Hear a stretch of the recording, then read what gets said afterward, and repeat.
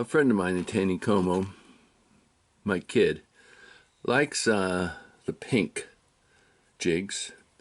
So I'm going to tie him up some. This is a 132 hammerhead jig. I'm going to put on a thread base.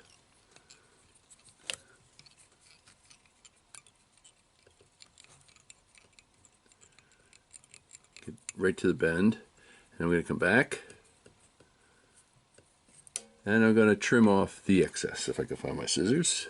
There they are. I'm taking some Madeira thread.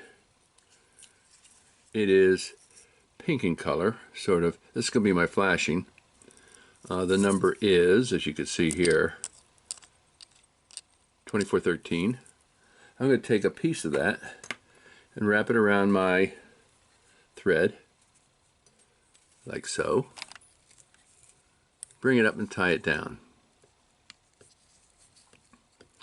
It could be on the underside, one could be on one side. Let's try to get one on the other side. See if I can do that. Because this is a 132, I'm going to use both little strands. If it was smaller, I'd only use one strand. Come on back. Let's put this in my carrier. Okay, so now I'm back here at the front. I'm going to take some pink. I got fuchsia. It's pretty close to the cherry that he likes, but I'm going to take fuchsia, which is like a hot pink. I'm going to tie that in all the way to the back. And while I'm back there, I'm going to make a loop. So I've really got two strands now. That's going to be the tail. I bring it around 4 times to right at the back at the bend there, 4 times. And after the 4th time, raise up my material and run my thread to the front. Now I'm going to put in a whip finish because I'm going to use my rotary. Paul Shepard, take notice. Dennis is using his rotary. So put a couple of half hitches in. Bring my thread holder up to hold my thread, put my thread out of the way. Now before I go any further, I want to put a little adhesive on here. Added security. That holds down the threads. As I put my first wrap of my bedspread fly material. Oh, I meant to tell you, this fuchsia is my bedspread fly material, bedspread material. I just love this stuff. It's 100% cotton. It is a 3-ply with 2 threads that crisscross over a combed cotton center. Because it's 100% cotton, it will absorb water, and for some reason the fish like this material.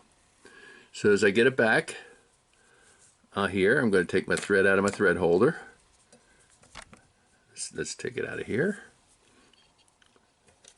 Get my thread holder out of the way. And then I'm going to secure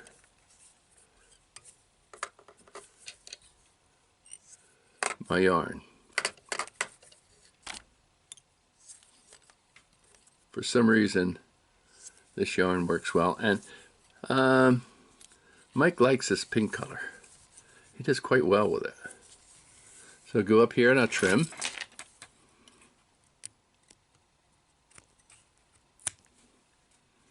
Now I'm going to tie down, make sure I got that end tied down real good. So go with a number of wraps. I can hold my finger here and just do it a little faster that way. So I got a good thread base on there, holding it down. Now I'm going to take and I'm going to put a whip finish in, and I'm going to do like Carl Thompson does. He puts 1, 2, 3, ties it off, and he comes back and he puts another 1, 2, 3, 4, 5, 6, 7. Okay, we'll cut it off. And I like to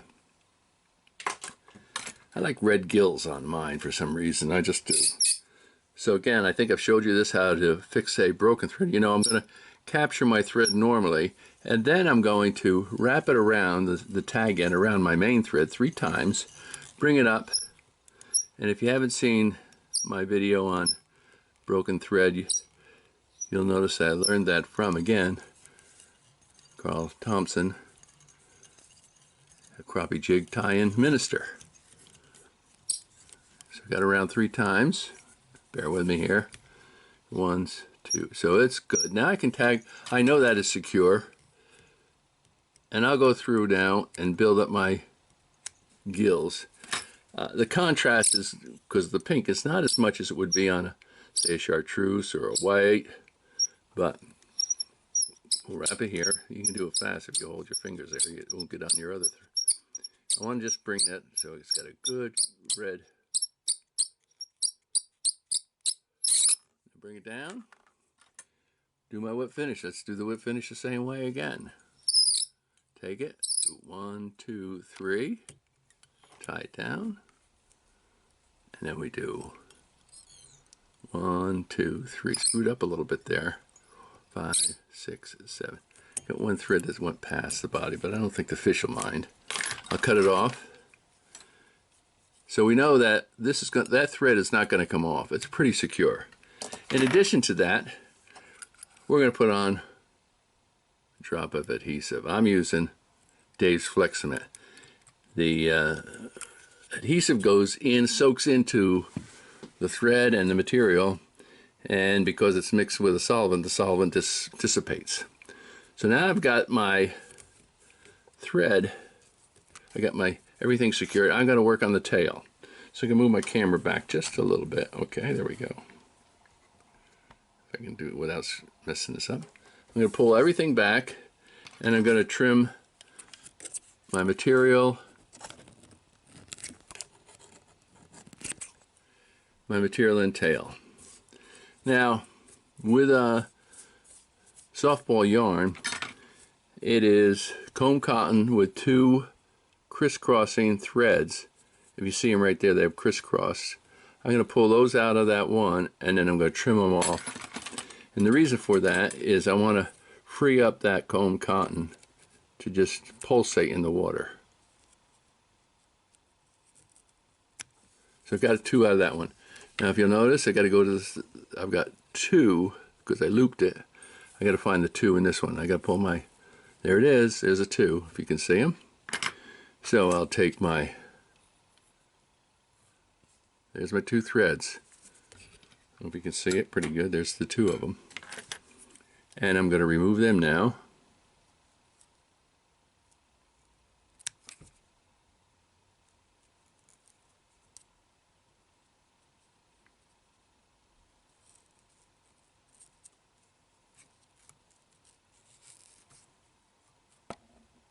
There it is, come on.